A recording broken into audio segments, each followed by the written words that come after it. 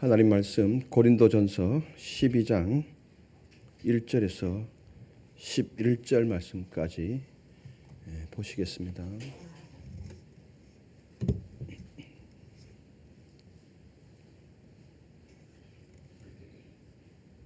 교독하시겠습니다. 형제들아, 신령한 것에 대하여 나는 너희가 알지 못하기를 원하지 아니하노니 너희도 알거니와 너희가 이방인으로 있을 때 말 못하는 우상에게로 끄는 그대로 끌려갔느니라. 그러므로 내가 너희에게 알리노니 하나님의 영으로 말하는 자는 누구든지 예수를 저주로 할 자라 하지 아니하고 또 성령으로 아니하고는 누구든지 예수를 주시라 할 수 없느니라. 은사는 여러 가지나 성령은 같고 직분은 여러 가지나 주는 같으며 또 사역은 여러 가지나 모든 것을 모든 사람 가운데서 이루시는 하나님은 같으니 각 사람에게 성령을 나타내심은 유익하게 하려 하심이라. 어떤 사람에게는 성령으로 말미암아 지혜의 말씀을, 어떤 사람에게는 같은 성령을 따라 지식의 말씀을, 다른 사람에게는 같은 성령으로 믿음을, 어떤 사람에게는 한 성령으로 병 고치는 은사를, 어떤 사람에게는 능력 행함을, 어떤 사람에게는 예언함을, 어떤 사람에게는 영들 분별함을, 다른 사람에게는 각종 방언 말함을, 어떤 사람에게는 방언들 통역함을 주시나니 같이요. 이 모든 일은 같은 한 성령이 행하사 그의 뜻대로 각 사람에게 나누어 주시는 것이니라. 아멘. 주일 저녁 찬양 예배에 오신 우리 판교성정과 각 가정에서 또 삶의 자리에서 영상으로 참석하고 계신 성도님들을 환영하고 축복합니다. 오늘 또 온종일 교회를 섬기고 예배를 세워가는 여러분에게 이번 한 주간도 하나님의 역사가 뚜렷이 증거되었으면 좋겠습니다. 자, 앞뒤 좌우 보배 인사 나누십시다. 집사님 보배이십니다. 권사님 보배이십니다. 장로님 보배이십니다.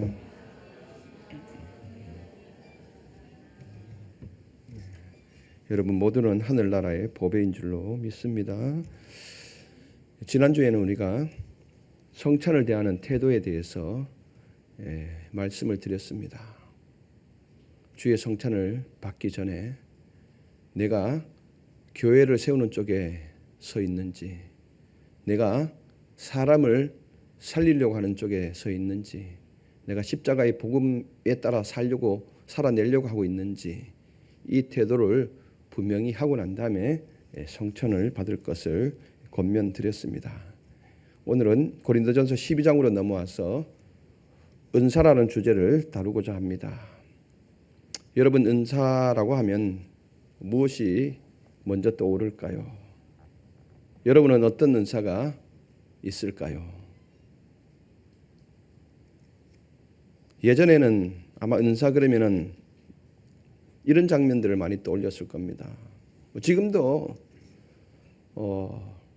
우리 성도님들 중에는 기도하다가 깊이 빠져들면 방언을 하시는 분이 있거든요. 알아들을 수 없는 신비한 방언을 하시는 분도 있고, 예전에는 이 방언을 통역하시는 분들도 있었습니다. 요즘에는 잘 안 보이더라고요. 통역하시는 분도 있고, 모르겠으면 예전에는 영서라고 그래서 막 노트에다가 영서도 쓰시는 분도 있었거든요. 그런 것도 있었고 저는 봤습니다. 그리고 뭐 손을 대면 병을 고치는 이 장면도 나타나기도 하고, 혹 여러분들 이제 예언 그러면은 미래를 맞추는 장면을 떠오르는데, 성경에서 말하는 예언은 그 예언이 아니라 말씀을 선포하는, 말씀을 전하는 것을 예언이라고 그럽니다. 어쨌든 은사는 참으로 귀하고 또 오해하기 쉬운 주제가 이 바로 은사입니다. 그래서 은사는 늘 두 얼굴을 가지고 있습니다. 은사는 교회를 살리고 세우는 하나님의 선물이지만 동시에 이 은사가 잘못 사용되어졌을 때 교회가 흔들리게 되어지고 또 갈라놓는 불씨가 되기도 합니다. 고린도 교회가 그랬습니다. 교회를 세우는 쪽이 아니라 내가 얼마나 이 공동체에서 특별한가를 나타내는 쪽으로 은사가 작동되었던 것이죠. 그래서 고린도 교회에서 이 은사가 다양한 은사를 가졌지만은 이 은사가 올바르게 사용되지 않았음을 사도 바울이 오늘 본문을 통해서 말씀하고 있습니다. 당시 고린도 교회는 눈에 보이는 화려함에만 매몰되어 있었습니다. 받은 은사가 눈에 드러날수록 더 대단한 신앙인 양 뽐냈던 것이죠. 예를 들면 병 고치는 은사는 눈에 확연하게 드러나잖아요. 반면에 교회 한 기퉁에서 섬기는 이 은사는, 또 사람을 조용하게 위로하는 이 은사는 잘 드러나지 않거든요. 그래서 반대로 눈에 띄지 않는 은사, 이런 은사가 있는 사람들은 주눅 들기도 했던 것이죠. 그래서 바울은 1절에서 좀 강하게 말하고 있습니다. 형제들아. 여기서 형제들은 자매들까지 포함되는 겁니다. 형제들아, 신령한 것에 대하여는 나는 너희가 알지 못하기를 원하지 아니한다. 여기서 알지 못하기를 원치 않는다라는 말은 단순히 지식을 전달하게 했다라는 뜻이 아닙니다. 너희가 지금 은사에 대해서 잘못 이해하고 있으니 제발 그 무지에서 깨어나라라는 사도 바울의 간곡한 외침입니다. 참으로 너희들이 은사를 잘못 이해하고 있구나. 그래서 너희들이 잘난 것 같지만 너무 무지하구나. 이 무지에서 좀 제발 좀 깨어났으면 좋겠다라고 지금 1절부터 지금 강하게 지금 외치고 있는 것입니다. 오늘 이 말씀을 통해서 오늘 하나님이 각자 우리에게 주신 참된 은사의 의미를 아는 시간이 되었으면 좋겠습니다. 첫 번째, 은사의 뿌리는 나가 아닌 삼위일체 하나님께 있습니다. 먼저 우리가 기억해야 할 사실은 은사의 주인공은 결코 나일 수 없다는 점입니다. 전에도 말씀드렸듯이 은사의 소유권은 누구에게 있다 그랬습니까? 교회에게 있다 그랬죠. 주님의 몸인 교회에게 은사의 소유권이 있는 것입니다. 그래서 여러분들이 가지고 있는 이 은사는 여러분들의 것이 아니라는 거죠. 교회가 원할 때 언제든지 그 은사를 내놓아야 합니다. 나의 시간, 나의 건강, 물질, 이게 중요한 게 아니라 주의 몸된 교회가 세워지느냐 안 세워지느냐, 이게 더 중요하기 때문에, 그래서 은사의 소유권은 교회에 있는 것입니다. 나에게 있는 것이 아니죠. 그래서 바울은 2절에서 고린도 교인들의 아픈 과거를 끄집어내죠. 2절을 한번 읽어보실까요? 너희도 알거니와 너희가 이방인으로 있을 때 말 못하는 우상에게로 끄는 그대로 끌려갔느니라. 아멘. 너희도 잘 알고 있지 않느냐? 너희가 예수 그리스도를 믿지 않을 때 어떤 삶을 살았느냐? 말 못하는 우상에게 끄는 대로 끌려갔다. 당시 이방 종교의 제사 특징은 항월경에 있었습니다. 그래서 막 넋이 나간 채로 개성을 막 지릅니다. 이성을 잃어버린 채 무언가에 압도되어져서 막 끌려다니는 것이죠.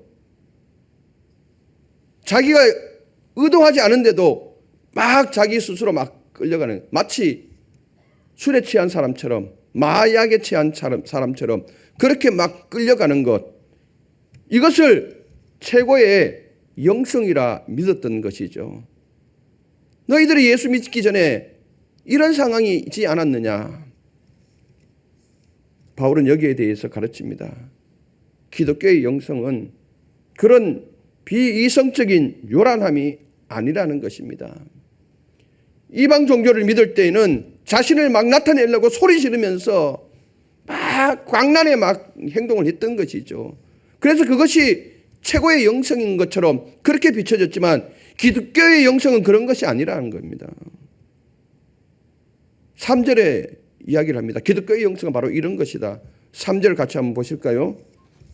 그러므로 내가 너희에게 알리노니 하나님의 영으로 말하는 자는 누구든지 예수를 저주할 자라 하지 아니하고 또 성령으로 아니하고는 누구든지 예수를 주시라 할 수 없느니라. 아멘. 3절에서 말하고자 하는 의미는 아무리 화려한 기적이 일어나도 그 입술의 고백이 예수님이 나의 주인이십니다라는 고백으로 이어지지 않는다면 그것은 성령의 역사가 아니라는 겁니다. 그러니까 은사를 받아서 막 자기를 드러내는데 결국 끝에는 자기가 주인이 된 것이죠. 예수 그리스도가 나의 주인이 아니라 이 역사가 일어나지 않는다면 이거는 성령이 주신 것이 아니라는 겁니다. 여기에 대해서 앤서니 티슬런이라는 성서 해석학자는 말씀하시는 하나님을 강조하십니다. 우상은 입이 있어도 말 못하지요. 우상은 말 못하잖아요. 그러나 우리 하나님은 인격적으로 말씀하시잖아요. 오늘 또 우리가 말씀이 선포되기 전에 찬양으로 예배의 문을 열고 찬양으로 우리가 하나님께 올려드렸잖아요. 근데 그 찬양을 하는 순간에 하나님의 음성이 분명하게 들려지는 분들도 있었습니다. 하나님이 인격적인 하나님이시기 때문에, 말씀하시는 하나님이시기 때문에, 하나님은 인격적으로 말씀하시고 또한 우리의 고백을 받으시는 분이십니다. 그러므로 은사의 가장 첫 번째 증거는 신비한 체험이 아니라 내 삶의 주권을 예수께 드리는 신앙 고백입니다. 그러므로 은사는 예수를 주로 고백하는 자리에서만 제자리를 찾게 된다고 오늘 사도 바울은 고린도 교인들을 향해서 가르치고 있고, 오늘 이 성경을 읽는 우리 모두에게도 똑같이 가르치고 있는 것입니다. 아무리 눈에 띄어난 은사가 있다 할지라도 이것이 예수 그리스도를 주로 고백하는 자리가 아니라면 자리에서 이탈한 것입니다. 결국에는 이 은사는 끝에는 주님을 고백할 수밖에 없다는 것입니다. 이어서 바울은 4절부터 16절까지 은사의 기원을 설명하고 있죠. 너희들이 지금 갖고 있는 이 은사가 어디에서부터 기원했느냐. 4절부터 6절 한번 읽어보실까요? 은사는 여러 가지나 성령은 같고 직분은 여러 가지나 주는 같으며 또 사역은 여러 가지나 모든 것을 모든 사람 가운데서 이루시는 하나님은 같으니. 아멘. 은사는 여러 가지지만 성령은 한 분이시다. 섬김의 직분은 여러 가지이지만 섬김을 받으시는 분은 같은 주님이라는 겁니다. 우리가 다 직분을 다 다르잖아요. 직임이 다 다르잖아요. 그런데 우리의 섬김은 누구를 향하고 있습니까? 한 분 하나님을 향하고 있는 것이죠. 또 사역은 여러 가지나 이 모든 것을 이루시는 분은 하나님 한 분이시다라는 겁니다. 여러분, 이 짧은 구절 안에 성령, 성자, 성부 하나님이 다 들어 있습니다. 사도 바울이 이것을 말한 것은 우리가 받은 은사는 단순히 개인을 드러내게 하는 특권이 아니라 세상을 구원하시려는 삼위일체 하나님의 거대한 계획에 우리가 동참하는 통로라는 뜻입니다. 하나님이 거대한 구원 계획을 가지고 계시는데 우리가 가지고 있는 각자의 은사들을 통해서 이 구원 계획에 우리를 동참하게 하시려고 통로로 우리에게 은사를 주셨다라는 것입니다. 그러므로 은사는 소유가 아니라 교회와 선교를 위한 도구이고 활동인 것입니다. 내가 가진 재능이 남보다 돋보인다면은 도드라지게 나타난다면 그것은 내가 잘나서가 아니라 하나님이 당신의 일을 하시려고 나를 통로로 쓰시는 것뿐입니다. 그러니 우리는 은사 앞에서 겸손할 수밖에 없습니다. 찬양을 잘한다. 또 다른 어떤 분야에서 특별하다 했을 때 그것은 하나님이 하나님의 뜻을 목적을 이루어 가시기 위해서 나를 쓰기 위한 통로라는 것, 도구라는 것을 꼭 기억했으면 좋겠습니다. 그래서 더 겸손할 수 있었으면 합니다. 둘째, 은사의 목적은 나의 만족이 아닌 우리의 유익에 있습니다. 오늘 설교 제목이기도 하죠. 본문 7절부터 11절은 은사가 왜 우리에게 주어졌는지 그 목적을 명확하게 밝히고 있습니다. 7절 한번 같이 보실까요? 각 사람에게 성령을 나타내심은 유익하게 하려 하심이라. 아멘. 한마디로 공동체의 유익을 위해서 주어진 공적 도구가 은사라는 것입니다. 개인의 것이 아니라는 거죠. 은사는 공적 도구입니다. 공공을 위해서, 공공의 유익을 위해서 주신 것이 바로 은사라는 것입니다. 여기서 나오는 유익이라는 단어의 이 헬라어 원뜻은 이렇습니다. 함께 짐을 실어 나른다. 함께 짐을 실어 나른다 라는 의미입니다. 즉 은사는 나 혼자 신령해지라고 주신 장식품이 아닙니다. 나를 특별하게 도드라지게 나타나라고 주신 이 장식품이 아니라 공동체의 짐을 같이 들어주라고 주신 연장이라는 것입니다. 예를 들자면 여기 물컵이 있습니다. 이 물컵이 말합니다. 야, 나는 참 좋은 흙으로 빚어서 구워서 만든 특별한 유기 제품이야. 단단하고 디자인도 아주 심플하지 않아? 그래서 나는 전시대 위에만 놓여 있으면 돼 라고 하면 이 물컵은 존재 이유를 잃은 것이죠. 물컵은 어느 장소이든 물을 담아서 누군가에게 목마를 때 마시라고, 마시라고. 마실 때에 이 물컵에 존재 이유가 있는 것이죠. 도움을 주는 도구로 사용될 때 비로소 그 가치가 있습니다. 은사도 마찬가지입니다. 유익이 되라고 함께 짐을 실어 나르기 위해서 주셨다라는 것입니다. 그래서 타인을 위해 귀하게 쓰임 받을 때 이 은사의 가치가 드러나게 되는 것입니다.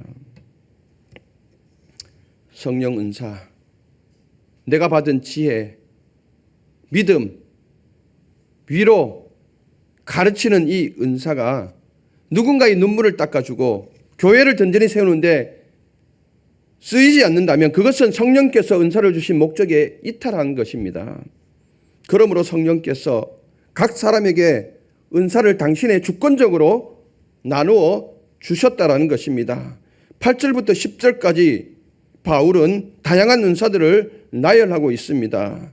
8절, 9절, 10절 같이 한번 읽어보실게요. 어떤 사람에게는 성령으로 말미암아 지혜의 말씀을, 어떤 사람에게는 같은 성령을 따라 지식의 말씀을, 다른 사람에게는 같은 성령으로 믿음을, 어떤 사람에게는 한 성령으로 병 고치는 은사를, 어떤 사람에게는 능력 행함을, 어떤 사람에게는 예언함을, 어떤 사람에게는 영들 분별함을, 다른 사람에게는 각종 방언 말함을, 어떤 사람에게는 방언들 통역함을 주시나니. 아멘. 고린도 교회의 은사가 참으로 다양하고 많지 않았습니까? 그런데 이렇게 다양한 은사들을 고린도 교인들은 우열을 정하고 줄을 세웠습니다. 그래서 어느 은사가 1위인가? 어떤 은사가 최고 마지막인가? 나는 방언 통역하니까 도드라지게 나타나거든요. 나는 병을 고치니까 도드라지게 나타나잖아요.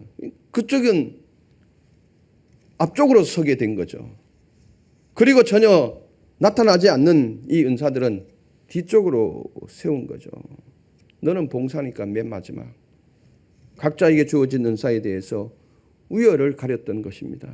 내가 받은 은사가 더 높고 더 크고 더 귀하다고 주장을 했습니다. 바울은 11절에서 이 교만을 한순간에 날려버리죠. 11절, 이 모든 일은 같은 한 성령이 행하사 그의 뜻대로 각 사람에게 나누어 주시는 것이니라. 은사는 너희가 치열하게 싸워서 쟁취하는 것이 아니라 너희가 간절히 기도했다고 얻는 것도 아니라는 겁니다. 우리 공동체라는 교회, 이 주님의 몸인 이 교회를 가장 잘 아시는 성령께서 각자에게 은사를 가장 알맞게 배치해 주셨다는 것입니다. 주님의 몸된 교회를 성령이 너무나도 잘 알고 또 각자를 너무나도 잘 알기 때문에 그 각자에게 교회를 세워가라고 각자의 성향에 맞게 은사들을 나누어 주었다는 것입니다.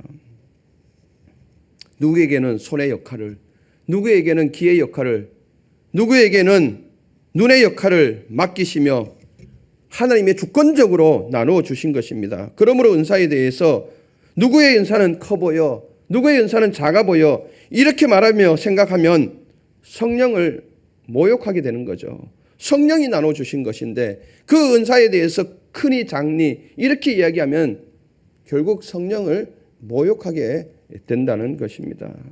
성령께서 이 공동체에 여러분이 꼭 필요하기에 그 자리에 그 은사와 함께 배치한 것임을 우리는 믿어야 합니다. 성령의 배치를 신뢰할 수 있기를 바랍니다. 그때 비로소 우리는 시기와 질투를 멈추고 은사를 통해서 서로 축복하며 공동체가 세워지는데 유익이 되는 것입니다. 오늘 말씀은 한마디로 정리하면 은사의 뿌리는 하나님께 있다. 그리고 은사의 열매는 공동체의 유익에 있어야 한다는 것입니다. 성도 여러분, 은사는 나를 드러내는 표시가 아닙니다. 그것은 나를 넘어 우리를 세우라고 주신 하나님의 사랑의 도구입니다. 지금 여러분의 손을 한번 보실까요? 하나님이 여러분에게 주신 이 손의 재능들이, 마음의 귀한 생각들이, 또 여러분들을 둘러싸고 있는 이 환경들이 아마 있을 것입니다. 그것이 지금 어디로 향하고 있을까요? 나 자신의 자랑과 영광을 향하고 있을까요? 아니면 아파하는 지체를 향하고 있을까요? 또는 교회를 세우기 위해 손을 뻗고 있을까요? 후자가 되었으면 좋겠습니다. 여러분들에게 주신 이 환경들, 그리고 귀한 마음들, 그리고 이 재능들, 은사는 바로 주님의 몸된 교회를 든든하게 세우라고, 또 아파하는 지체를 돌보라고, 위로하라고 주신 은사임을 꼭 기억했으면 좋겠습니다. 그래서 성령께서 우리에게 주신 은사를 통해서 누군가를 유익하게 하는, 또 교회를 세우는 섬김이 될 수 있기를 바랍니다. 은사를 통한 여러분의 섬김이, 또 여러분의 순종이 천국에서 해같이 빛날 수 있기를 축원합니다.